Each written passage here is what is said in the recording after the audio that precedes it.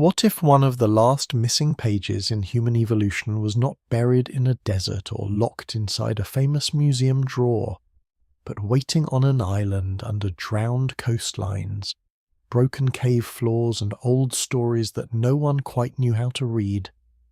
Somewhere near the edge of the last ice age, there may have been traces of people who seemed too large, too late, and too difficult to place inside the neat timeline of human origins. So before you let your body sink completely into this comfort, take a moment to like the video and subscribe, but only if you truly enjoy what I am doing here, and share where you are listening from and what time it is there, because every quiet room, every late hour, and every distant place becomes part of this long human night. The story begins with a claim that sounds almost too old to be new. A possible giant human species, or at least a large-bodied human lineage, may have survived on an island until roughly 12,000 years ago. That number does not sit comfortably in the mind. 12,000 years is ancient enough to feel unreachable, yet recent enough to disturb the familiar order of things. It is the age of retreating ice, rising seas, shifting forests, and human groups already skilled enough to cross water, shape stone, manage fire, and remember landscapes disappearing beneath the waves. And that is what makes the claim unsettling. Not that it asks whether giant people once existed in some mythic, impossible sense. The word giant has always been dangerous. It stretches bones into legends. It turns a large femur into a towering creature, a deep footprint into proof, a village story into a vanished race. But beneath that word is a more serious question. Could an isolated island have preserved a human population whose bodies, proportions, and survival history were different enough from ours to leave a confusing trace? Could later people have found those traces, misunderstood them, remembered them, or folded them into oral tradition? Human evolution once seemed easier to tell. Modern humans emerged, spread, encountered other human forms, and eventually stood alone. Neanderthals vanished. Denisovans retreated into fragments of bone, teeth, and inherited DNA. Other lines, some named and some still unnamed, faded into the dark between fossil sites. But the last few decades have made that clean story less clean. Islands have given science small-bodied humans where no one expected them. Caves have produced species known from only a handful of bones. Ancient DNA has revealed human relatives who were nearly invisible until molecules gave them a voice. The family tree has become less like a ladder and more like a shoreline at low tide, full of hidden channels that vanish again when the water rises. So the island matters. An island is not just a smaller piece of land, it is a machine of isolation. It takes animals, plants and people, cuts them off from the wider world, and asks them to become something else or disappear. On islands, large animals can shrink over generations when food is scarce. Small animals can grow when predators vanish. Birds may forget the sky. Reptiles may become relics of an older world. And human relatives, if stranded long enough, may have followed paths that mainland evolution did not take. This does not prove a giant species. It only opens a door. But once that door is open, the island becomes a locked room in which evolution may have been conducting a private experiment. The timing sharpens the unease. Around 12,000 years ago, the world was changing shape. Ice sheets were melting, seas were rising, coastal plains that had supported animals and people were being swallowed, not all at once, but with pressure felt across generations. River valleys became marshes. Marshes became inlets. Hilltops became peninsulas, then islands. What later maps would show as ocean may once have been a walking ground, a hunting ground, a route between camps, a place where fires burned in the evening and children learned the names of plants that no longer grow there.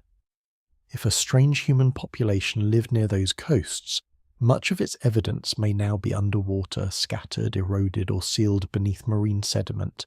That is why the surviving clues feel so fragile. A bone in a cave, a jaw from a disturbed layer, a tool found near charcoal whose date may or may not belong to the same moment, a footprint in hardened mud that may have widened after rain and pressure, a story told by island people about beings who are larger, older, or not quite like ordinary humans. None alone can carry the weight of a lost species. Each can be wrong. Bones can be pathological, mixed from different ages, or simply from unusually robust people. Footprints can lie through erosion.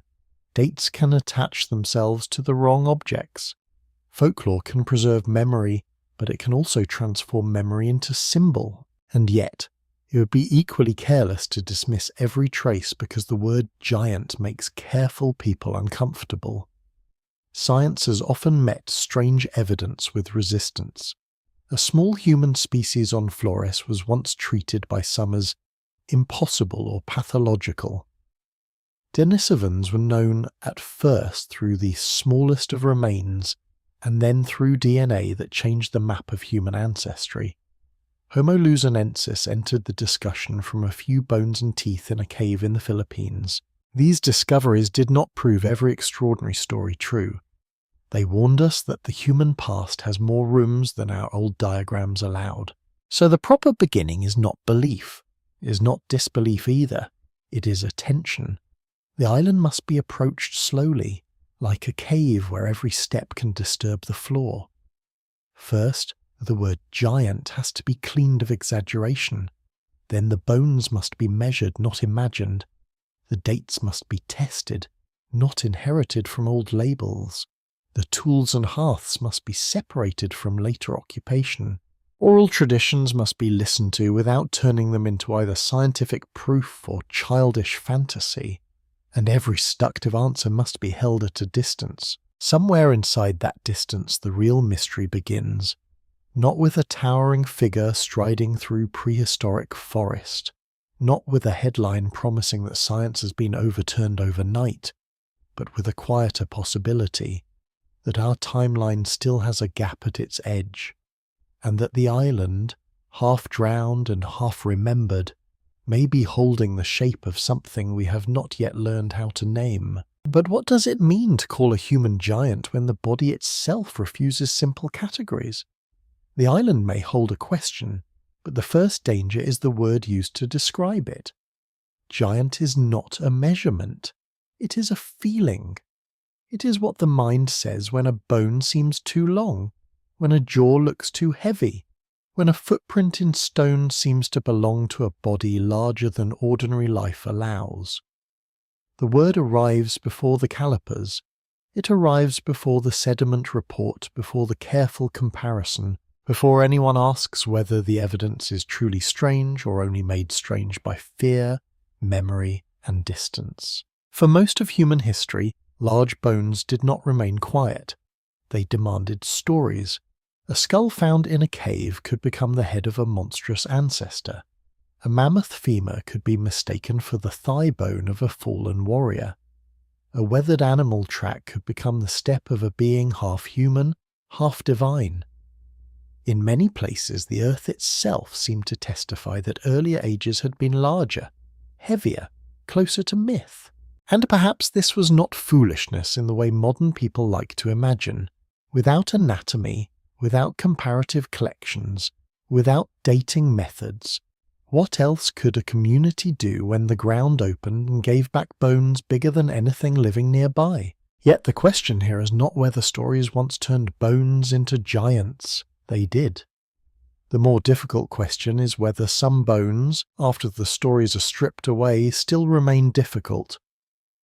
A careful investigator has to begin by separating three things that are often confused.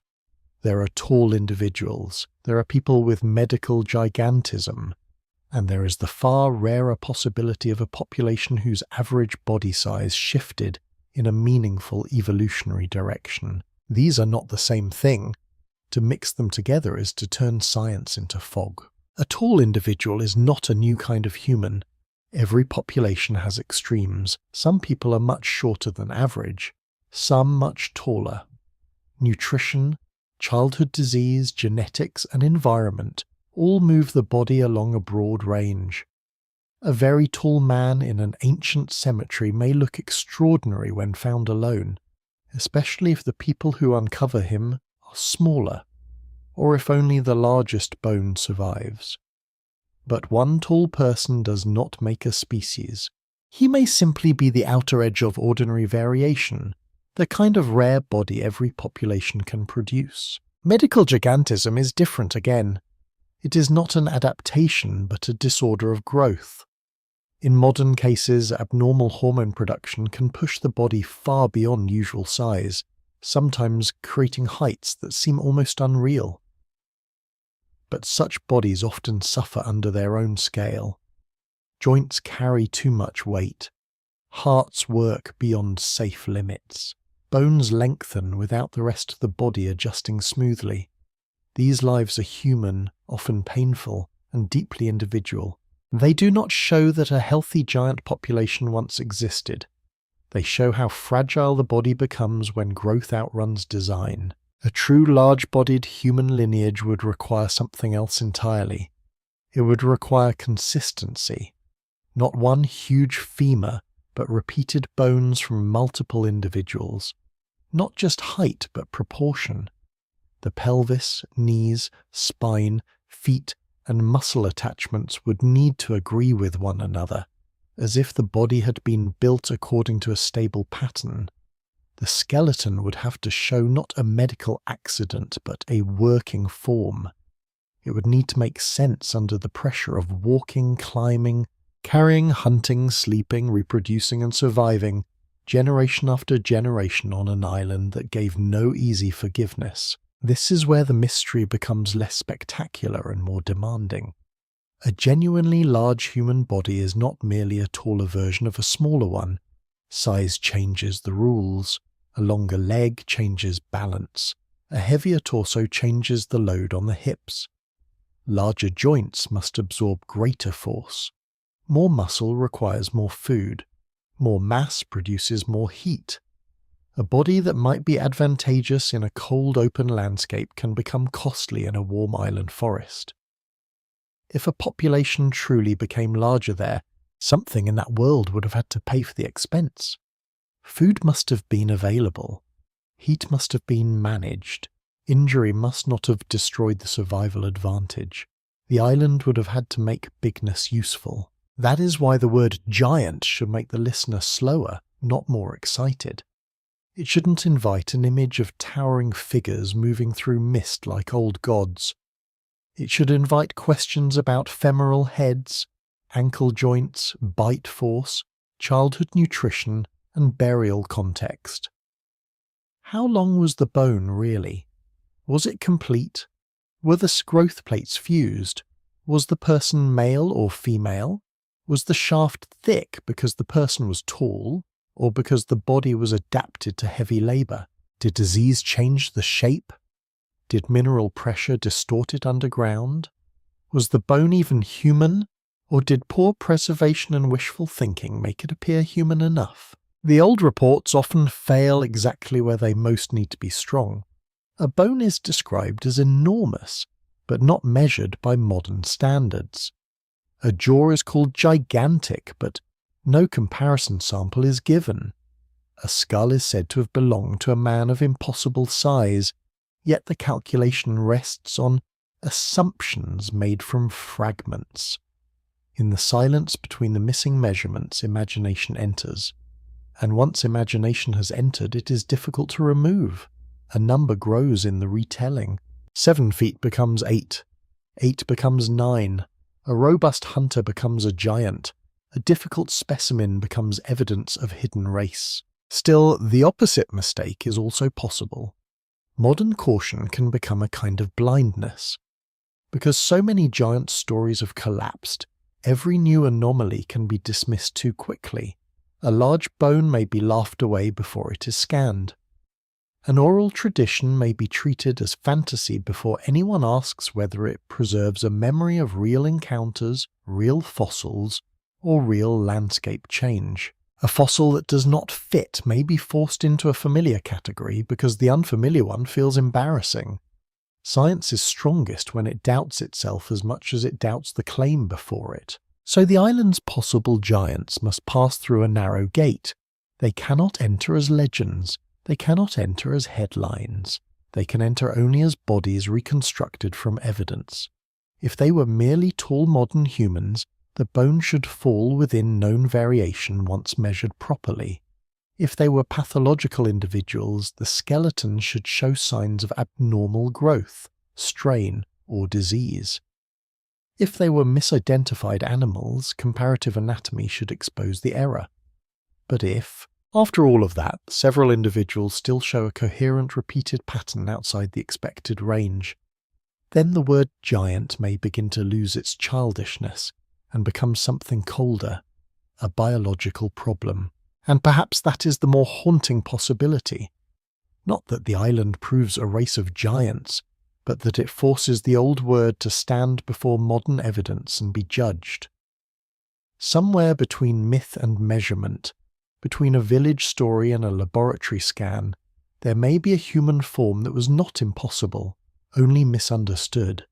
Before the island can speak about who lived there, it must first answer what kind of body the evidence is asking us to imagine, and that answer lies not in the largest bone, but in the pattern hidden among all the bones that remain. If the body must be understood before the island can speak, then the island itself must be understood before any body found there can be judged. A bone does not lie in empty space. It belongs to a landscape, and landscapes have habits of their own. Continents spread pressure across enormous distances. They allow animals, plants and people to move, mix, retreat, return and replace one another. Islands do something more severe. They close the door. They take a population and hold it under a smaller sky, with fewer choices, fewer exits, and a deeper dependence on whatever the land is willing to give. This is why islands have always unsettled natural history. They are small enough to seem simple, but they produce outcomes that look almost dreamlike. Creatures shrink where they should remain large. Other creatures grow where they should remain small. Birds abandon flight. Reptiles outlive worlds that have vanished elsewhere. A mainland species can arrive as one thing and, after enough generations of isolation, become something that looks like a quiet contradiction. The island does not need magic to do this. It needs only time, limits, and separation. The first rule is that isolation changes the meaning of survival.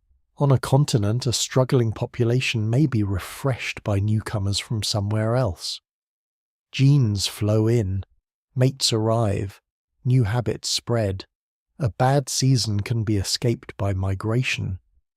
But an island reduces these possibilities.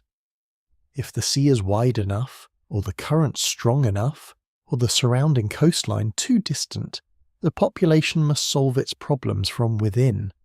Every birth matters more. Every death cuts deeper. Chance becomes a stronger sculptor. A trait that might disappear unnoticed on the mainland can become common on an island simply because the founding group was small, unusual, or lucky. This is one reason island bodies can become strange. The first arrivals are rarely a perfect sample of the parent population. They may be a small band of animals, a handful of seeds, a few survivors carried by storm, flood, driftwood, or deliberate crossing. In humans and human relatives, arrival may have involved rafts, coastlines, accidental dispersal, or intentional movement across channels that were narrower during lower sea levels. However it happened, the beginning would have been narrow, and narrow beginnings leave marks. The future population grows from what was present at the start, not from everything that might have been possible elsewhere. Then come the island's daily demands. Food may be abundant in one season and scarce in another. Large predators may be absent. Competitors may be few. Certain plants may dominate.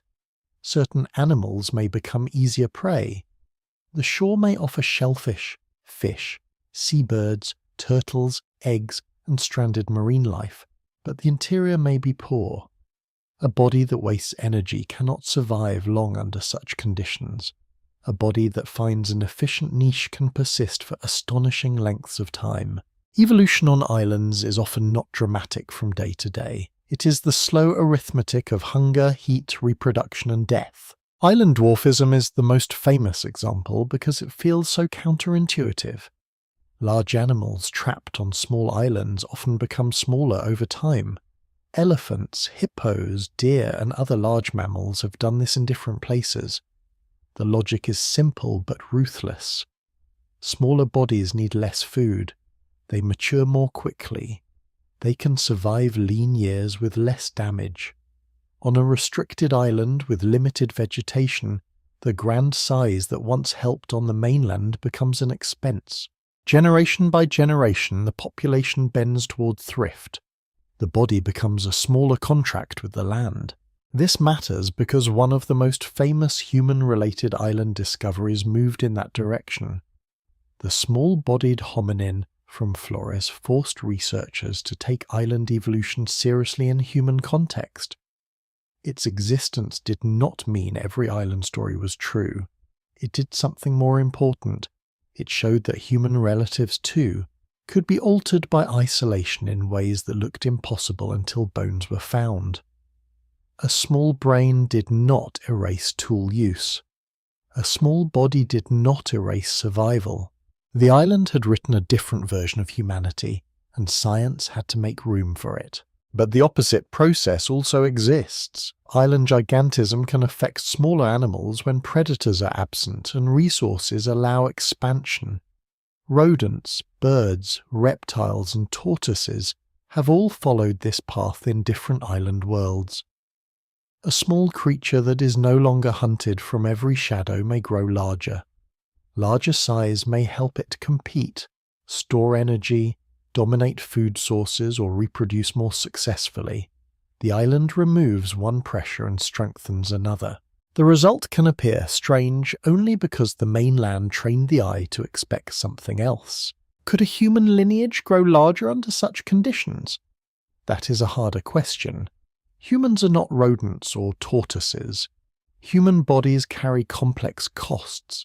They need long childhood, social care, water, protein, shelter, and knowledge passed across generations. A larger human body would not be free. It would require more food, more recovery after injury, and more protection from heat.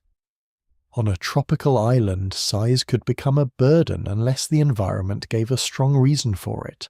Perhaps large prey existed. Perhaps competition favoured strength. Perhaps cold intervals, open terrain, or particular diets made robust bodies useful. Or perhaps the bones that seem large are not evidence of island gigantism at all, but of labour, sex, health, or measurement error. The island, therefore, does not prove the giant. It only makes the question biologically possible enough to examine. Its true power is not that it creates monsters, but that it creates exceptions. It breaks the habit of assuming that human evolution moved everywhere at the same speed, under the same pressures, toward the same forms. A remote island can hold an old lineage after the mainland has erased it. It can preserve a population long after relatives elsewhere have disappeared. It can let a body plan continue in the shadows because the pressures that ended it outside never fully arrived. Such places are refuges and traps at once.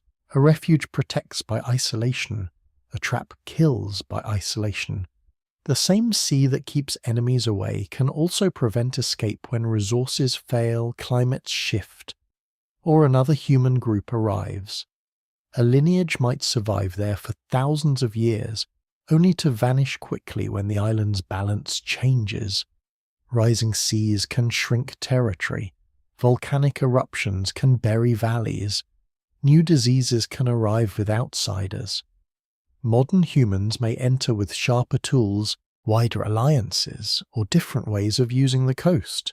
The island can preserve the old, but it cannot promise mercy. This is why the idea of a late surviving unusual human population is not absurd in principle.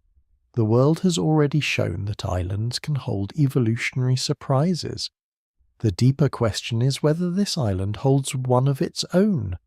If large bones, old stories, tools, hearths, and footprints are scattered across the same landscape, they must be read through the island's rules. Were these traces left by a distinct population shaped by isolation?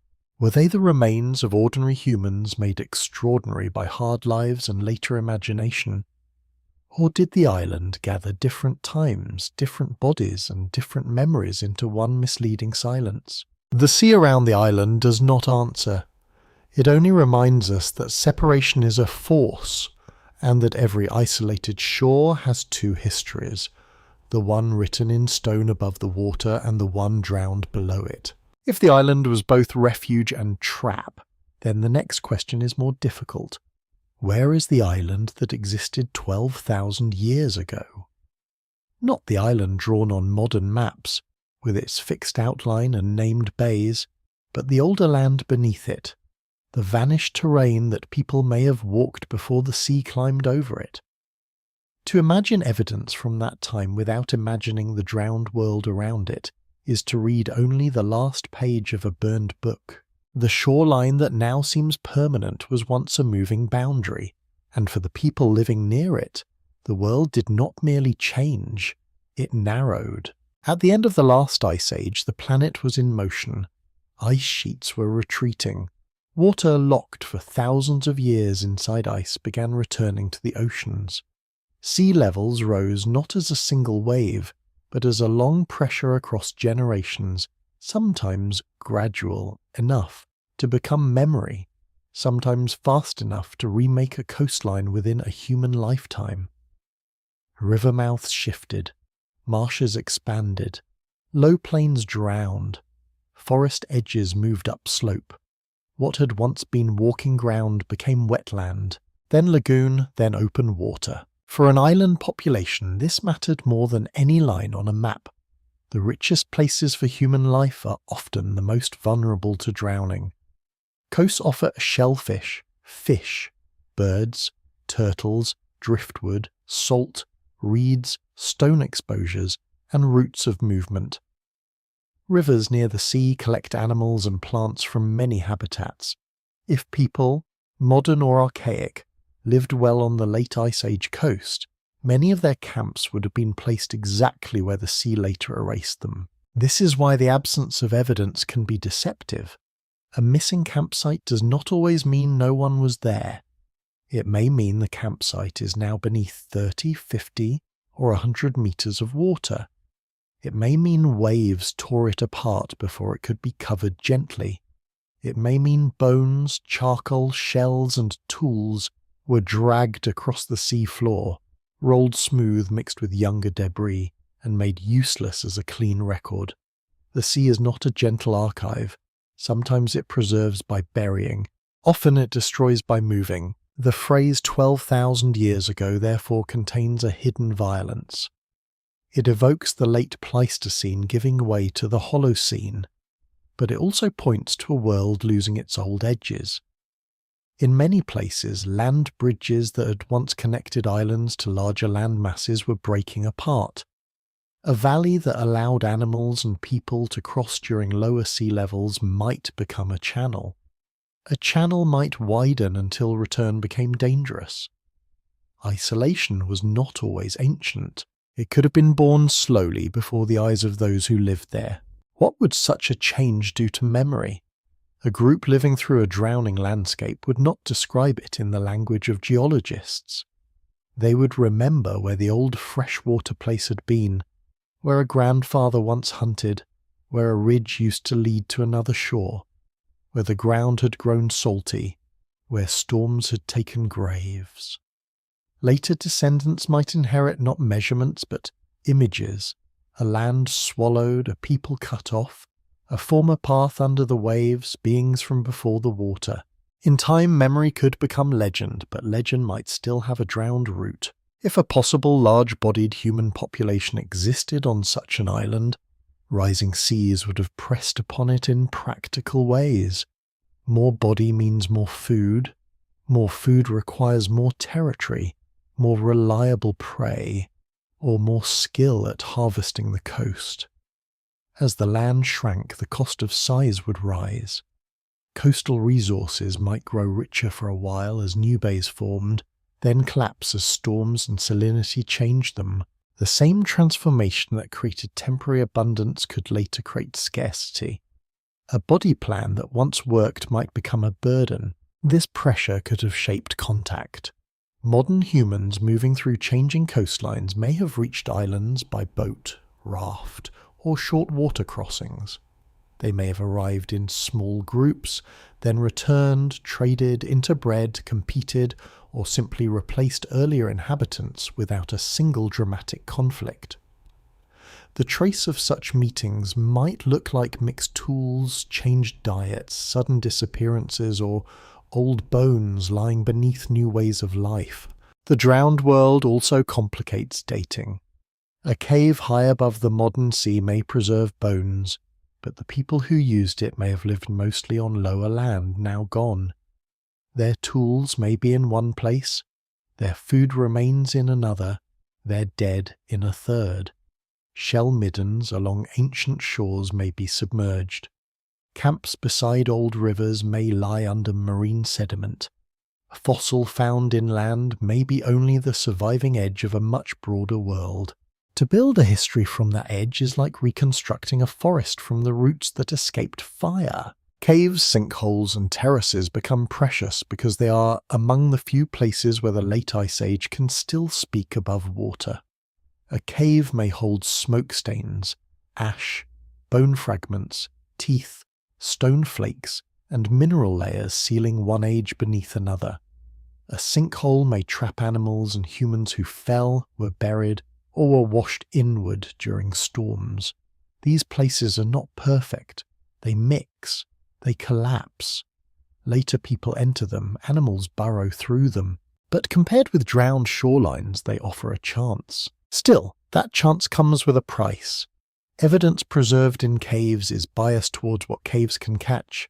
It may overrepresent death, shelter, ritual, accident, and later disturbance. It may underrepresent everyday life in open air.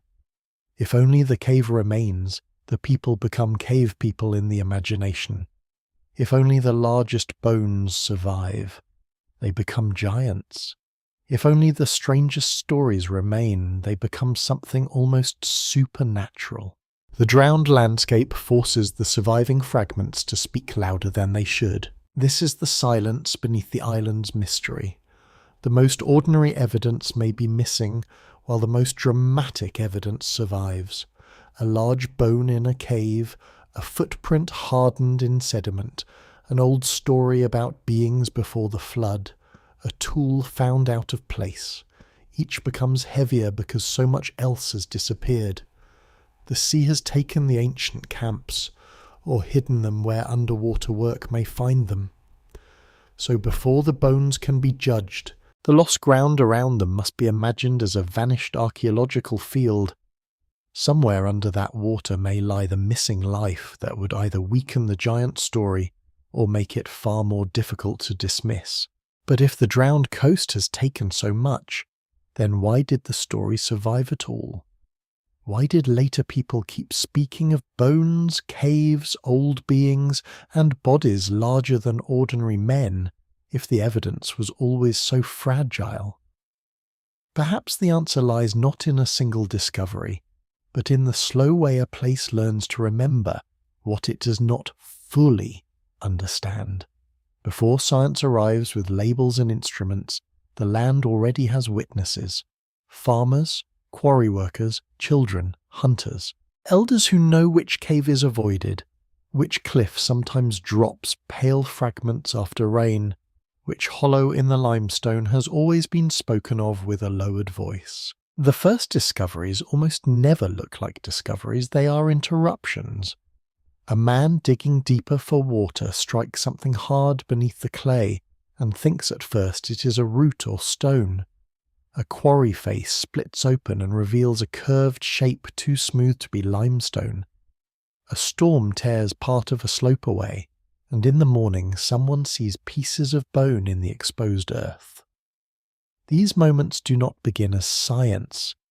They begin as unease, Someone holds an object in his hand and feels that it belongs to a time before memory, but not before meaning. On an island, such finds do not disappear into silence. They enter speech. A bone too large becomes a sign that older people were larger. A cave that gives up remains becomes a place where the old ones slept, hid, died, or were punished. A deep footprint in stone becomes a mark left before the world changed.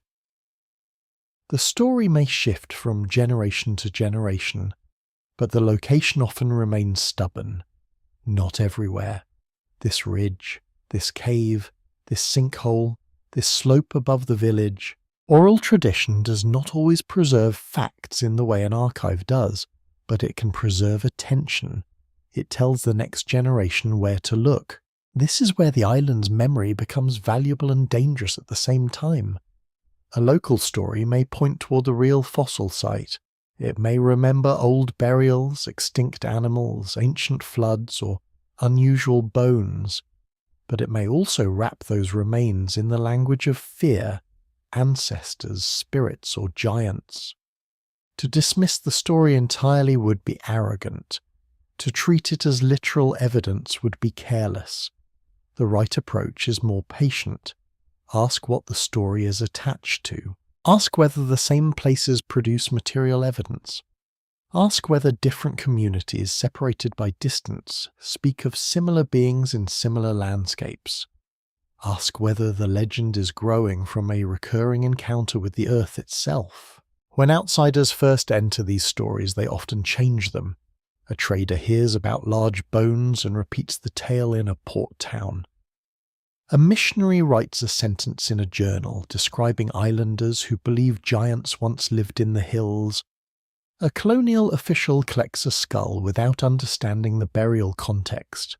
A naturalist visiting for birds or plants is guided to a cave because local people know he is interested in strange things. He sees bones embedded in sediment and measures them badly by lantern light. He writes home that the island may contain remains of a race of unusually large men. The phrase begins to harden. This hardening is one of the most important parts of the mystery. A living tradition is flexible. It can hold uncertainty. It can say perhaps long ago, before the sea came, there were others here. But once the story enters a report, a newspaper, or a museum label, it becomes something sharper and often less honest. Large bones found in cave becomes giant skeleton discovered. Local tradition speaks of older inhabitants becomes natives confirm race of giants. The soft edges are cut away. Doubt is removed because doubt does not travel well. The headline wants height, number, and certainty. From that point on, every later discovery is pulled toward the earlier story. A robust femur is no longer just a bone, it is another giant bone. A thick jaw is not only a jaw, it is part of the same vanished race. A tool too heavy for easy explanation becomes a giant's tool, even if ordinary human hands could have used it. A deep track in hardened sediment becomes a giant footprint before anyone has studied how mud distorted it. The island begins to supply evidence for a narrative already waiting to receive it. Yet the early collectors were not always dishonest. Many were simply working before the rules became strict. Provenance, the exact place and layer where an object was found, was often recorded loosely or not at all. A bone might be tagged with the name of a cave but no depth. A skull might be removed before anyone drew its position. Sediment clinging to it might be brushed away because it looked like dirt rather than evidence. Associated charcoal, shells, and stone flakes might be separated into different boxes, destroying the very relationship that could have made the find meaningful. A century later, a researcher may open the drawer and find not a clean discovery, but a puzzle broken by the hands that tried to save it. Museums are full of such half-silent objects.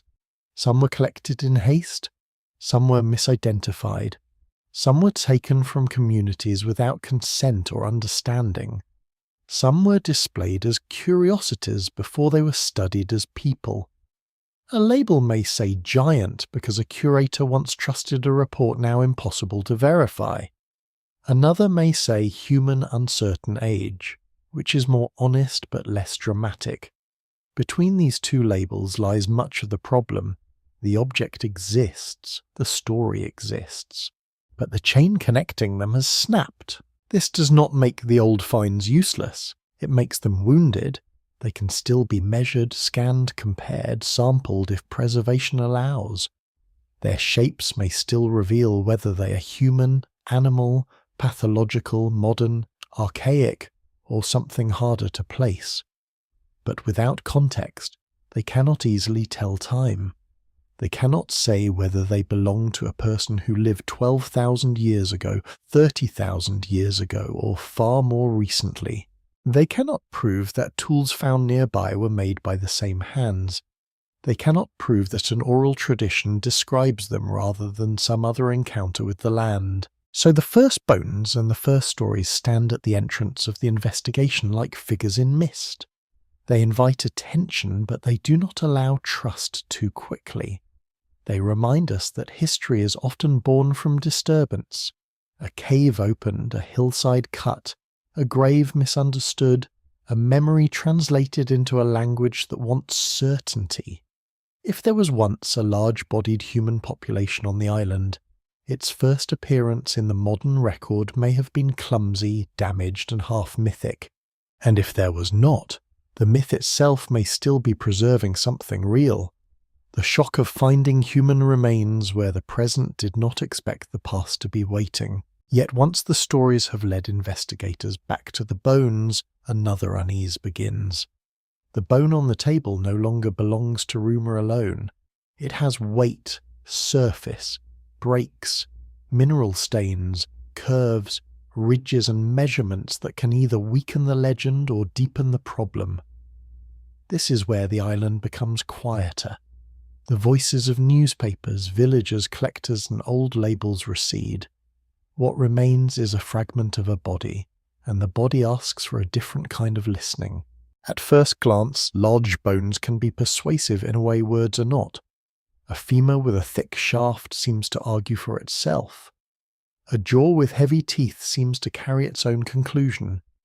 A skull with dense walls and strong brow ridges can look like the face of something older, stronger, and less familiar than modern humanity. It is easy to understand why early observers reached for the word giant. In poor light, without a comparative collection beside it, a robust human bone can appear almost unreasonable. The eye does not measure carefully, it reacts. But the eye is a poor instrument when the past has already been wrapped in expectation. A long bone may look enormous because it is incomplete in a way that invites exaggeration. The missing ends are imagined larger than they were. A thick shaft is mistaken for great length. A heavy joint surface is treated as proof of height instead of load, labour or sex. A jaw seems too big because it is seen alone, not beside the wide range of modern and ancient human jaws shaped by diet, ancestry, and hard chewing. The bone does not lie, but the mind can ask it the wrong question. The femur is often where the argument begins. It is the great measuring bone of human stature, the long support between hip and knee, the element that seems most capable of translating fragment into height. When complete and well preserved, it can be useful. Its length can be compared with known populations. Its proportions can be placed into formulas. But even then, the answer is not absolute. Different populations have different limb ratios. A formula built from one group may mislead when applied to another. A body adapted for long-distance movement, cold heat or rugged terrain may carry proportions that do not match the reference sample. Fragments make the danger worse. A partial femoral shaft, thick and mineralized, may suggest a towering body if the missing sections are reconstructed too generously. But a stocky person can have a stout femur without being exceptionally tall. A heavily active life can strengthen muscle attachments and thicken bone. Childhood nutrition can alter growth. Repetitive climbing, carrying, and walking over hard terrain can leave the skeleton marked by effort. An ancient hunter or forager, especially one who lived before soft urban diets and sedentary routines, may look powerfully built to modern eyes without stepping outside ordinary human possibility. The jaw brings its own deception. Human jaws have changed over time, especially with diet. Softer foods, cooking, grinding, and later agriculture changed chewing demands. Older populations that processed tough plants, dried meat, shellfish, and fibrous roots could develop powerful chewing systems. Large teeth, deep mandibles, and strong attachment areas do not automatically indicate a larger species. They may indicate food that required force, childhood development under heavy chewing stress, or ancestry within a robust population. A jaw that seems monstrous in isolation can become less surprising when placed among other strong-jawed humans from demanding environments. Skulls can mislead even more deeply because faces carry emotional force. A thick cranial vault may appear archaic. Heavy brow ridges may seem almost non-human to an untrained observer, but skulls are shaped by sex, population variation, age, disease, trauma, and the slow remodeling of a bone across a lifetime. Some conditions thicken bone, some injuries heal in ways that distort shape. Mineral pressure underground can warp fragile parts. A skull removed from context, cleaned, handled, and passed from collector to collector may lose the very clues that would explain it. What looks like a separate branch of humanity may be a damaged modern human. What looks modern at first glance may hide older features only careful analysis can detect. This is why single specimens are rarely enough. A distinct population should not be built from one impressive bone. It should appear as a pattern. Several adults, not merely one. Males and females if possible. Young and old if preservation allows. Repeated proportions in limbs, pelvis, spine, hands, feet, teeth, and skull. The parts should agree with one another. If the femur suggests great height but the pelvis does not support such mass, the interpretation weakens. If the teeth look unusual but the rest of the skeleton is ordinary, another explanation must be considered. If one bone is huge and all others fall within known human range, the giant begins to shrink back into variation. Pathology must also be allowed into the room. Some bodies grow strangely not because they're evolutionary clues, but because illness altered them. Disorders of growth hormone, bone remodeling, joint disease, genetic conditions, and chronic stress can all enlarge or distort parts of the skeleton. A person with such a condition may have lived a difficult life, and the bones may preserve that difficulty in dramatic form. To turn that suffering into evidence of a giant species would be another kind of misreading. The body would be telling a personal story, not a population story. Then there is the possibility that some bones were never human at all. In caves and sinkholes, animal remains can break, weather, and mineralize into shapes that resemble human fragments, especially when only partial pieces are present. A large animal limb, a bare bone, a deer bone, or the remains of an extinct island mammal may be mistaken by someone already expecting giants. This does not require stupidity. Fragmentary anatomy is difficult. Poor light damage surfaces, and unfamiliar extinct animals can fool even careful observers until comparison makes the answer clear. Modern methods help, but they do not remove uncertainty entirely. Three-dimensional scanning can capture subtle shape. Microscopic study can reveal growth patterns and disease. CT imaging can examine internal structure without cutting the specimen. Ancient DNA, when preserved, can transform a debate, though warm and wet island environments often destroy it. Stable isotopes can hint at diet. Direct dating can anchor the bone in time. Each method narrows the fog. None should be forced to say more than it can. The island bones then must be treated almost as witnesses in a difficult trial. They may remember something important, but they can be confused by damage, moved by water, altered by minerals, mislabeled by collectors, and burdened by stories placed upon them long after death. A very large bone might prove only that one person was large. Several large bones might prove a robust local population. Several large bones with consistent non-modern anatomy, secure dates, and clear archaeological context would be something far more serious. Until that standard is met, the bones remain suspended between warning and invitation. They warn against the old hunger for giants, the desire to turn every unusual fragment into a vanished race. But they also invite a more careful humility. Human variation is wide. Ancient bodies were often stronger and stranger than modern imagination expects. And the fossil record has already shown that unknown relatives can hide in small fragments for decades before science recognizes their meaning. The island's large bones may one day become ordinary under better measurement, or they may become the first edge of a pattern.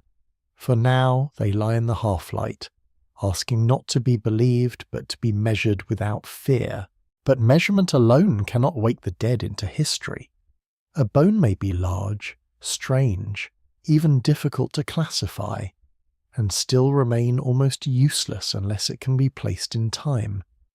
This is where the island's mystery becomes colder. Size asks what kind of body once existed. Dating asks whether that body belonged to the claimed world. A human bone from 12,000 years ago carries one meaning. The same bone from 2,000 years ago carries another. The same bone from 40,000 years ago opens an older door. Without time, every specimen floats. The phrase 12,000 years ago sounds precise when spoken slowly. It seems to land like a pin on a map of the past. But in archaeology, a date is rarely a clean point.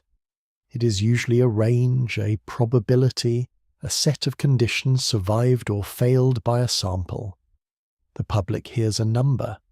The laboratory sees contamination, calibration, context, and the uneasy question of whether the dated object truly belongs with the thing everyone cares about. Radiocarbon dating is the method most people imagine first, and for good reason. It can reach into the late Ice Age and early Holocene, where this island story becomes most disturbing.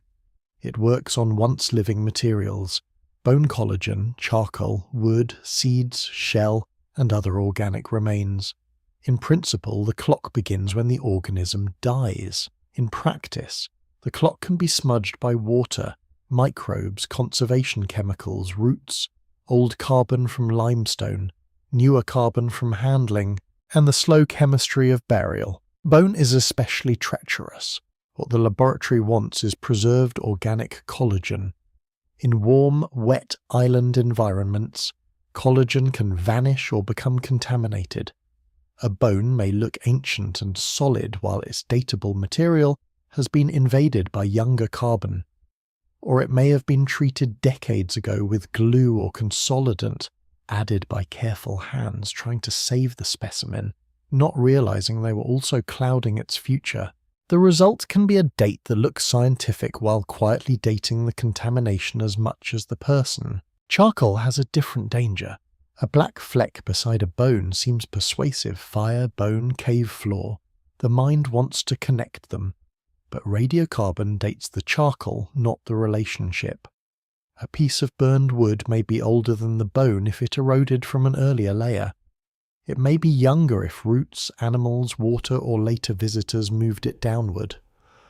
A hearth may cut through older deposits, mixing time into one ash-stained confusion. To say a bone is 12,000 years old because nearby charcoal is 12,000 years old is not always wrong. But it must be proven, not assumed. This is the word that haunts every claim: association. Were the bone, tool, hearth, shell, and sediment truly part of the same event, or merely neighbours after centuries of disturbance? In a clean excavation, association is earned through careful recording. Objects are mapped, layers described, and disturbances noted. In older finds, this discipline may be absent. A label might say same layer, but the layer may have been a memory, not a measured unit. The island makes this worse because caves are living systems. They breathe water, minerals, animals, roots, and human return. Sediments slump from walls. Bones fall from higher pockets into lower chambers. Burrowing animals drag fragments across boundaries. Later people dig graves, build fires, store food, or shelter from storms. A date can remain true for one object and false for the story built around it. The past is not always stacked like pages. Sometimes it is stirred like ash. Other dating methods help, but each has its own silence. Uranium series dating can measure mineral formations such as flowstone or calcite crusts in caves. If a layer of calcite seals bones beneath it, the mineral can give a minimum age. The bones must be older than the crust above them. If another dated layer lies below, the fossil may be bracketed between two ages. This is powerful, but it still dates the mineral, not the body. The human remains stand between clocks, and the space between them may be narrow or wide. Optically stimulated luminescence offers another route. It can estimate when mineral grains in sediment last saw sunlight before burial. In a cave, terrace, or dune deposit, that can reveal when a layer was sealed away from the day. But again, the method dates sediment history, not the death of the person inside it. If the bone was deposited with the sediment, the date is meaningful. If it was dragged in, washed down, or slumped from an older pocket, the date becomes only part of the surrounding confusion. Then comes calibration. Even a good radiocarbon measurement does not translate directly into calendar time. The amount of radiocarbon in the atmosphere has changed, so scientists must compare results against calibration curves. Thus, 12,000 years ago may not mean a single year. It may mean a probability cloud, a window through which several human generations could have passed. For the possible island giants, this matters intensely. If the youngest secure remains are far older than claimed, then the story belongs to a deeper Pleistocene world, not the threshold of agriculture and modern human expansion. If the remains are much younger, they may be ordinary humans wrapped in later exaggeration. If the 12,000-year window holds, and if the bones themselves show a repeated unusual pattern, then the question becomes serious in a new way. It would mean an unusual human population survived into a world already nearing our own. But the strongest date would not come from a dramatic headline. It would come from humility. Direct dating of the bone, if possible, repeated testing, clean pretreatment, independent methods, secure stratigraphy, and a willingness to let beloved numbers die. Many old claims collapse when redated. Some specimens become younger, some become older. Some fail entirely because no reliable material remains. This can feel like disappointment, but it is also rescue. A false date is not a bridge to the past, it is a rope across empty air. So the island's dead must be asked not only how large they were, but when they truly lived. The answer may narrow the mystery or dissolve it. It may move the bones away from the late Ice Age, or hold them there with unexpected force. Until then, 12,000 years remains less a conclusion than a threshold, a dim doorway in the record. On one side stands legend, on the other stands evidence. And between them lies the fragile chemistry of time. If time can place the bones on the island's long dark shore, then daily life must ask whether those bones belong to a passing accident or to a people. A body, even a strange one, is only one kind of evidence. A population leaves habits. It leaves broken stone, ash, food waste, worn paths, sleeping floors, discarded shells, cut marks on bone, and the invisible geometry of repeated return. If a large-bodied human lineage truly survived there near the end of the Ice Age, it should not have vanished as a few isolated fragments. It should have pressed itself into the island's ordinary routines. This is where the mystery becomes more human and less monstrous. A species does not live as a skeleton. It lives by finding water, making shelter, teaching children, choosing stone, cutting meat, tending fire, remembering seasons, and deciding where to sleep when rain enters the cave.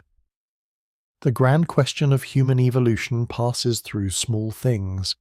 A flake struck from a core, a shell cracked open beside a hearth, a fish bone burned black in ash, a stone point broken at the tip. These are not dramatic objects, but they may speak more honestly than the largest femur. Stone tools are often the first language archaeologists try to read.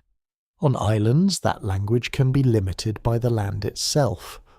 If good stone is rare, people may use whatever is available.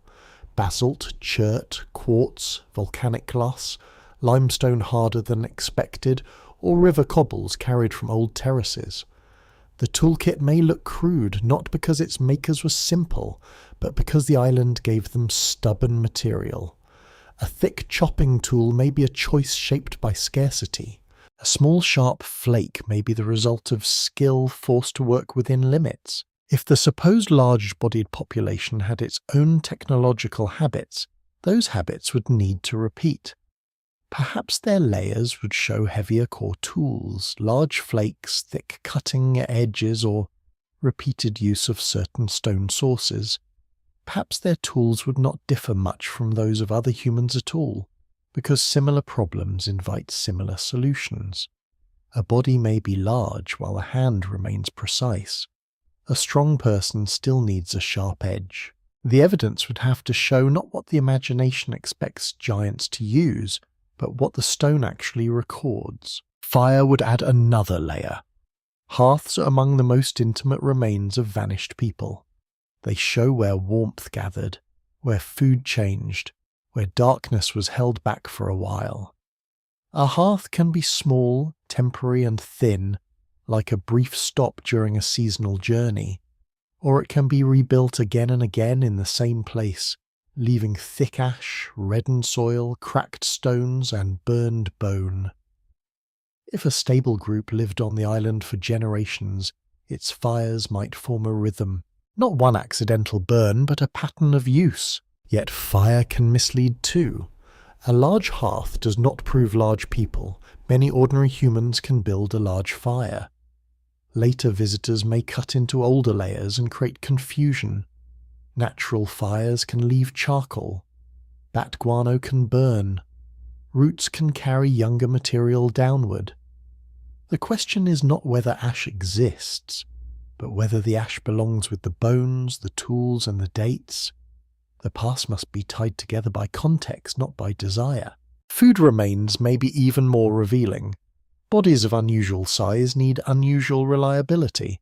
If a population was large and robust, its diet had to support that cost. On an island, food might come from shellfish, reef fish, turtles, birds, fruit, roots, small mammals, or larger endemic animals if any survived. Shell middens can preserve repeated meals across centuries. Animal bones can show cut marks, burning, marrow extraction and hunting pressure.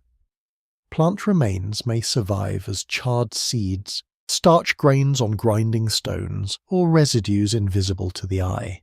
A real population leaves a pattern in its refuse. If large-bodied islanders hunted bigger animals, the bones might show repeated butchery of large prey. If they lived along the shore, their middens might reveal heavy marine dependence.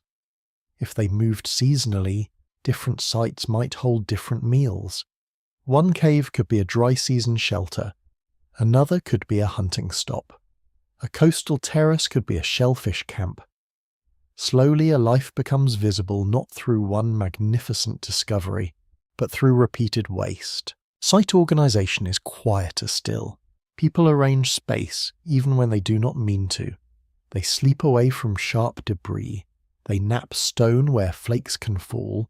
They throw refuse downslope or toward the cave mouth. They keep fire where smoke can escape. Children drop small objects in corners. Food preparation leaves clusters. If archaeologists can find preserved living floors, they may see the ghost of behavior. A distinct group may have particular habits of occupying caves, building hearths, storing food, or returning to certain places. But again, the evidence must repeat. One floor is a suggestion. Many floors become a signature. The problem is that island sites are rarely clean. Caves attract life again and again. A shelter used by one group may be reused thousands of years later by another. A burial pit may cut through an older hearth. A storm may wash shells into a layer where they do not belong. A roof fall may crush deposits together. A root may drag a flake downward. A rat may move a seed.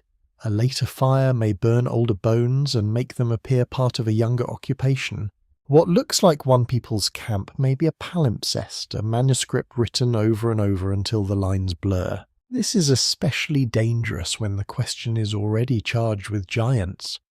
The mind wants to gather every impressive object into one story. Large bone, heavy tool, big hearth, large animal remains. Together they seem to form a picture, but the picture may be false if each piece belongs to a different century. The heavy tool may be older than the bone. The hearth may be younger. The animal remains may be natural. The bone may have slumped from a higher ledge. Archaeology is the art of refusing the story until the layers permit it. And if the layers do permit it, the mystery changes shape. The possible giants would no longer be only bones. They would become people with habits. They would have sat by fires, chosen stone eaten from the shore, carried food inland, returned to caves, endured storms, and watched the sea alter the world around them. Their size, if real, would not be a spectacle. It would be part of a life system paid for by diet, movement, skill, and memory. That is what tools, hearths, and food remains can do. They can bring the question down from myth into the ground. They can show whether the island held a biological curiosity, a misread burial, a mixed deposit, or the daily trace of a population that knew how to survive there. Somewhere in the ash and broken stone, the island may have recorded not how large these people seemed after death, but how they lived before silence took them. Yet after bones, dates, tools, and hearths have all been questioned, one kind of trace still seems to resist doubt in a more emotional way. A footprint feels different. It is not a bone separated from the moment of life. It is not a tool that may have been carried, reused, dropped, or moved by water. A footprint appears to be an instant made visible. The weight of a body pressing into soft ground, the foot lifting away, the earth briefly remembering pressure before time hardens it into stone. For anyone searching for the vanished people, it can feel almost unbearably direct. This is why alleged giant footprints hold such power. They seem to bypass argument. A very large depression in rock, shaped roughly like a human foot, invites the mind to imagine the body that made it. Heel, arch, toes, stride, weight. The trace becomes a person moving through a vanished landscape. Unlike a skull in a museum drawer, it still belongs to a place. It cannot be lifted without destroying itself. It seems to say that someone stood here, not in legend, not in rumour, but in mud, beneath the same sky before the ground became stone. And because it feels so immediate, it is also dangerous. Soft ground does not record like a ruler. Mud lies slowly, through movement, collapse, swelling, drying, and erosion. A print made by an ordinary foot can become larger as the edges slump outward. Wet sediment can pull around the toes and blur them. A foot sliding slightly on a slope can lengthen the heel mark. Water can settle in the depression, soften its margins, and widen it before the next layer covers it. Later pressure from overlying sediment can flatten and stretch the original shape. What survives may not be the foot itself, but the foot plus all the small betrayals of the ground. The clearest fossil footprints are rare gifts. They require the right surface, the right moisture, the right timing, the right covering layer, and enough protection from erosion. Too dry, and the foot leaves almost nothing. Too wet, and the print collapses. Too exposed, and rain destroys it. Too disturbed, and animals, roots, or later people confuse it. For a human footprint to survive for thousands of years, the landscape must perform an unlikely act of preservation. It must receive the step and then hide it before the world can erase it. This means every claimed giant footprint must be studied not only as a shape, but as a sediment event. What kind of material held it? Was it mud, volcanic ash, wet sand, carbonate-rich sediment, clay, or some shoreline deposit? Did the layer harden naturally? Was the print found in place? Or has the rock slab been moved? Are there multiple prints forming a trackway, or only a single isolated mark? Does the stride match the supposed foot size? Are there pressure ridges where toes pushed off? Is the depth consistent with body weight, sediment softness, and walking speed?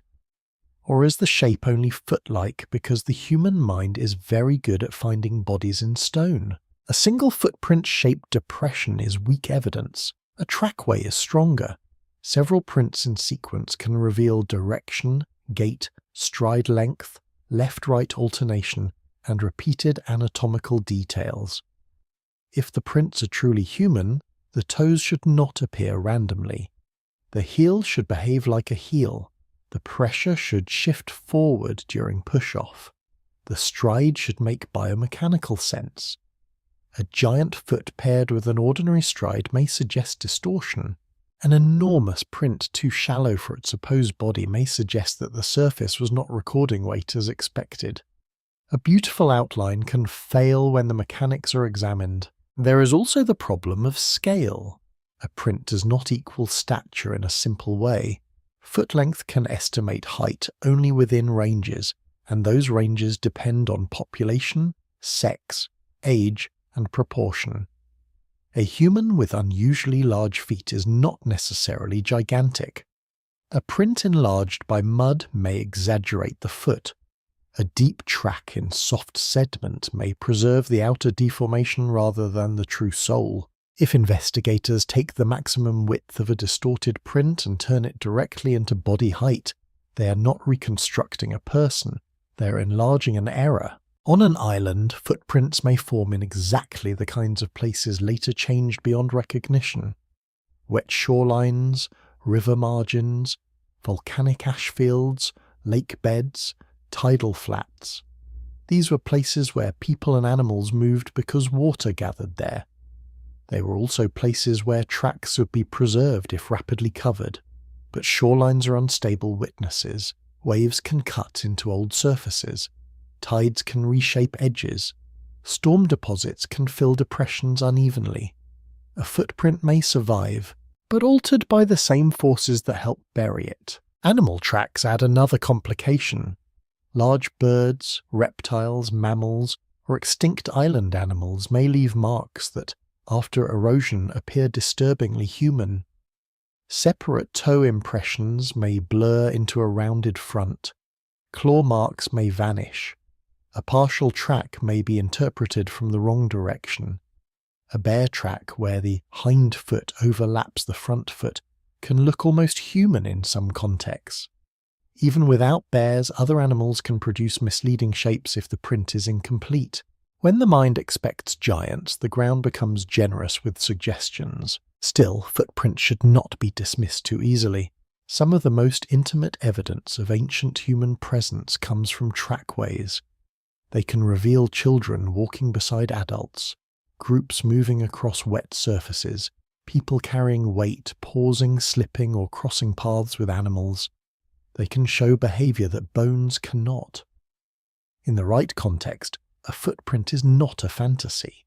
It is a moment preserved with astonishing tenderness. The challenge is to separate that tenderness from the hunger for spectacle. If the island truly holds footprints associated with large-bodied humans, The strongest case would require more than size. It would require a sequence of prints in undisturbed layers, dated by reliable surrounding deposits showing consistent anatomy and stride mechanics. The prints would need to align with other evidence. Bones from the same broad period, tools in secure context, and a landscape where people could have walked. Even then, the conclusion would need care. Large footprints might suggest large individuals, not necessarily a separate species. They might confirm human presence at a place and time, while leaving body identity unresolved, and perhaps that is why they haunt the imagination. They promise certainty but deliver questions. They seem to bring the vanished body back into motion, yet the ground that remembers the step has also changed it. Each print is both contact and distortion, presence and translation.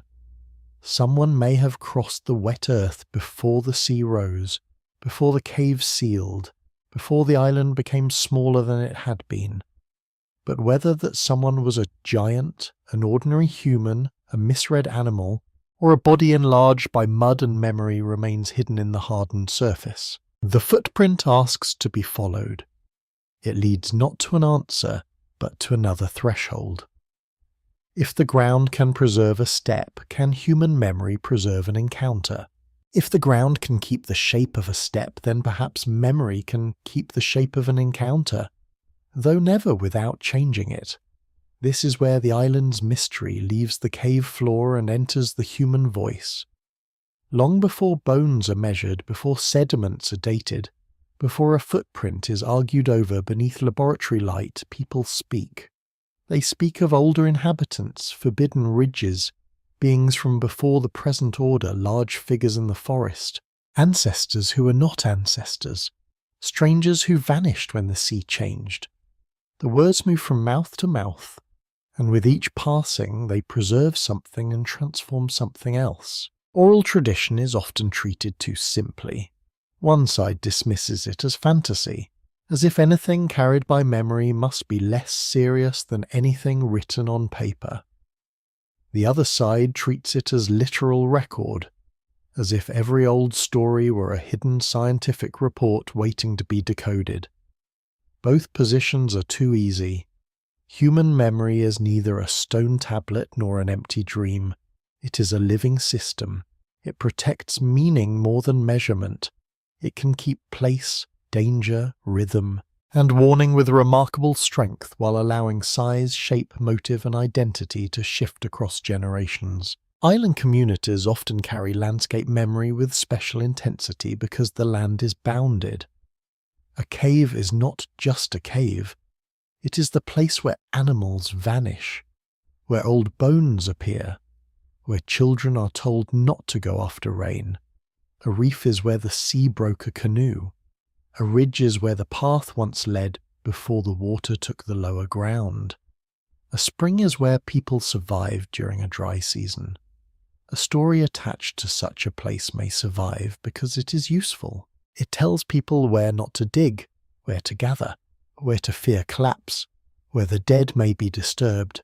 Over time, practical memory can become sacred memory. This matters for the possible giants because many traditions about large or older beings may not begin as invention.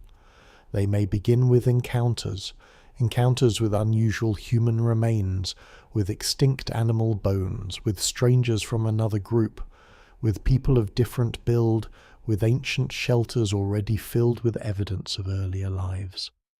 A community finding large bones in a cave might not identify species, sex, pathology, or age. It might remember instead that before the present people, another kind lived there. If the bones were unusually large, the other kind might grow larger in the telling. If the cave was dangerous, the beings might become feared. If the landscape was drowning, they might belong to the time before the water. There are real reasons to take such memories seriously without surrendering judgment.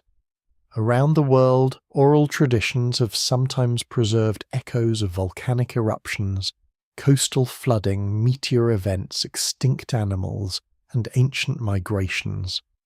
Not as charts, not as calibrated dates, but as remembered rupture. The details change, because stories must remain meaningful to those who tell them. A flood becomes a judgment, a migration becomes an ancestral journey, a dangerous animal becomes a being with intention. The event survives wearing cultural clothing, but the clothing can be thick. By the time a scientist hears the story, it may have passed through translation, colonial misunderstanding, missionary interpretation, tourism, national myth, and modern media. The original language may distinguish between ancestor, spirit, stranger, wild person, old people, and non-human being in ways an outside listener collapses into one word: giant. A metaphor for power may become a statement of height. A warning about a cave may become a claim about a race. A name once tied to the place may be treated as a biological category. This is why the setting of the story matters as much as its content. Does the tradition point again and again to specific caves, sinkholes, terraces, or old shorelines? Do different versions preserve the same location even when the beings change shape? Are the large figures associated with bones, floods, forbidden ground, or disappearance? Are they said to have lived before the current people beside them or beneath them? Are they described as human enough to marry, fight, trade, or speak, or as wholly other? The answers do not prove species identity, but they may reveal whether memory is orbiting a real historical wound. There is also a quieter possibility. Oral traditions may preserve not the giants themselves, but the discovery of their remains. Suppose later islanders repeatedly found large bones eroding from caves. Suppose those bones belong to robust ancient humans, or even extinct animals mistaken for humans. The story of giants would then be a memory of fossils, not of living contact. It would still be rooted in reality, but not in the way believers imagine. The beings did not need to survive into recent memory for the story to survive. The Earth only had to keep presenting their fragments. Another possibility is contact transformed by fear. Modern humans may have encountered a different human group, not necessarily gigantic, but distinct in body, language, tool use, or behavior. In tense conditions, difference often grows in memory. Enemies become larger. Earlier inhabitants become stronger. People who vanish become uncanny. If the contact occurred during environmental stress, when coastlines were shrinking and resources were under pressure, later stories might remember not anatomy but dread. The older people were huge because their presence felt huge. They belonged to another order because their disappearance demanded explanation. This does not make the traditions false, it makes them human. Memory does not preserve the past like ice preserves a body. It preserves the pressure the past left behind. If a group disappeared, if caves produced bones, if seas swallowed known land, if newcomers found evidence of lives they could not explain, stories would gather around those facts. Over generations, the stories would become more beautiful, more frightening, and less measurable. A careful listener must ask what kind of pressure shaped them. For the island investigation, oral tradition should be treated as a map drawn in smoke. It cannot replace excavation. It cannot date a bone. It cannot identify a species. But it may point toward neglected sites. It may reveal which places have long been known as unusual. It may preserve a relationship between landscape and memory that outside records ignored. To use it well, one must listen with respect and suspicion at the same time. Respect, because communities often know their landscapes better than visitors. Suspicion, because all memory, including written scientific memory, is vulnerable to desire. And perhaps the deepest value of oral tradition is that it keeps the mystery from becoming only technical. The possible giants, if they were real, were not merely specimens. If they were not real, the stories still belonged to real people trying to explain bones, ruins, floods, and absence. The island's memory may not tell us exactly who walked there 12,000 years ago, but it tells us that the past did not vanish cleanly. It left objects, fears, names, and places that later generations could not ignore. Somewhere between the cave and the tale, between the footprint and the warning, the island remembers being inhabited by more than one version of humanity. But memory does not travel alone. Once a story of older, larger beings leaves the island voice and enters the wider world, it begins to pass through other hands, and those hands often want a sharper shape than the evidence can bear. A cautious tale becomes a discovery becomes a headline becomes proof for people who are already waiting for proof.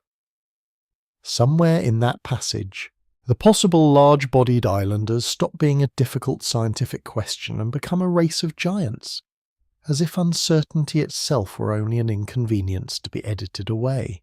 This is one of the most treacherous parts of the entire mystery, because sensation does not merely misreport evidence, it changes the environment in which evidence is later judged. Once an island is publicly named as a place of giants, every bone found there becomes heavier with expectation. A cave is no longer simply a cave, it is the giant cave. A long bone is no longer measured first, it is recognized first, and recognition is dangerous when it comes before study. Even honest observers can be influenced by the story already waiting in the room. Old newspapers were especially powerful in this transformation. They did not need to invent everything. Often they began with something real. Large bones found during quarrying, a skull removed from a cave, local stories about ancient inhabitants, an expedition hoping to examine unusual remains. But the language of uncertainty rarely survived the journey into print.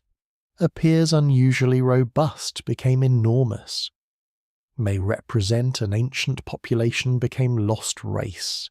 Requires further study became scientists baffled. A small cut in caution allowed myth to enter wearing the clothes of news. The public imagination was ready for it.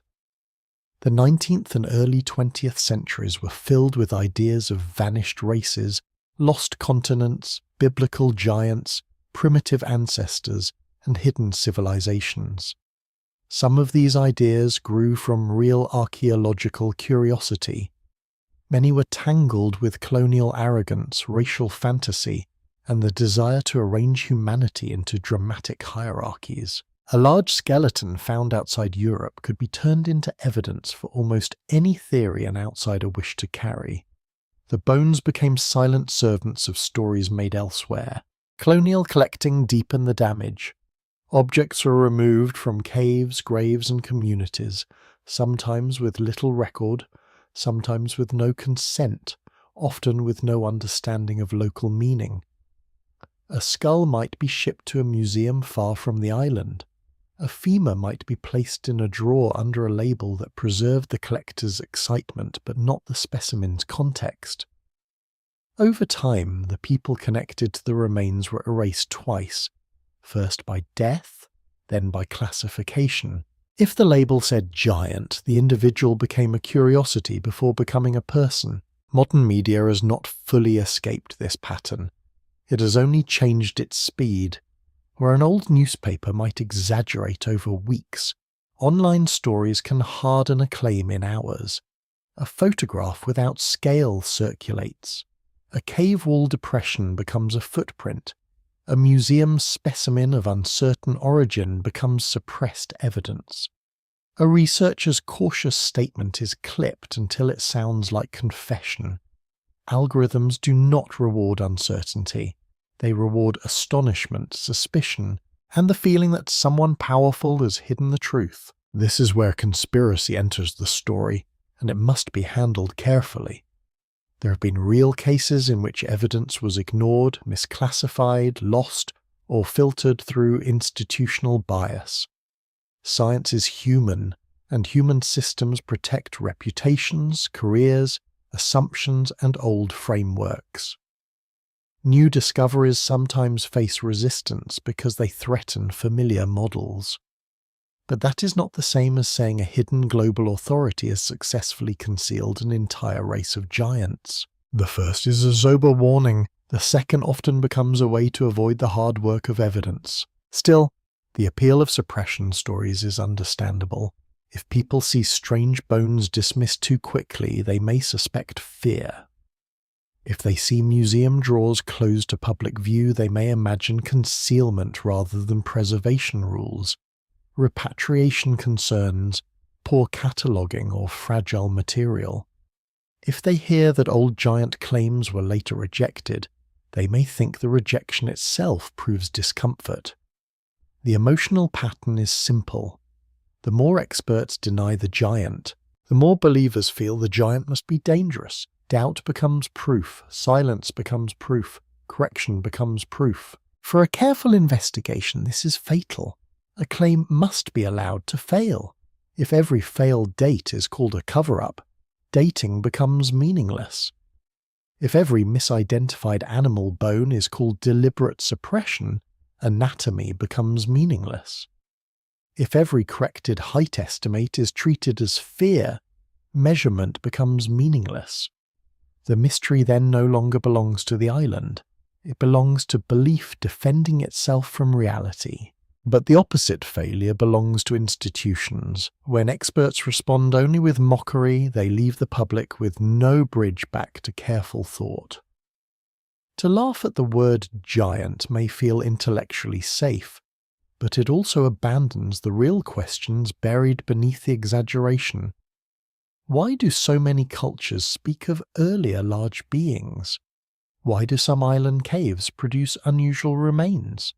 Why have human relatives in Southeast Asia already surprised science more than once? Why are old collections so often poorly documented?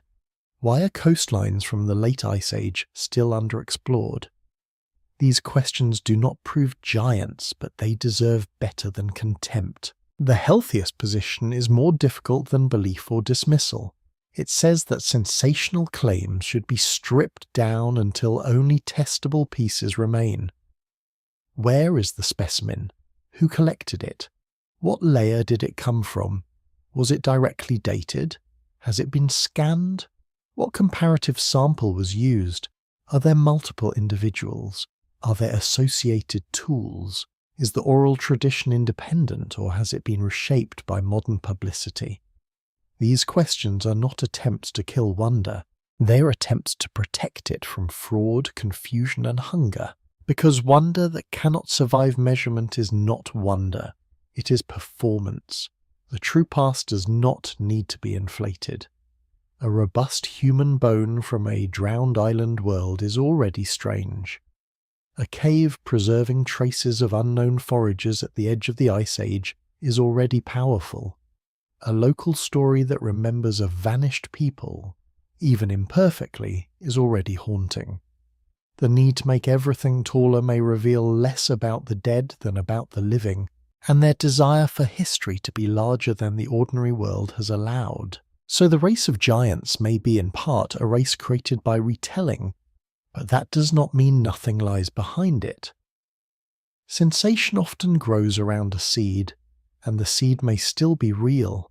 An anomalous bone, a misread fossil, a lost population, a drowned coastline, an old encounter, a scientific discomfort not yet resolved.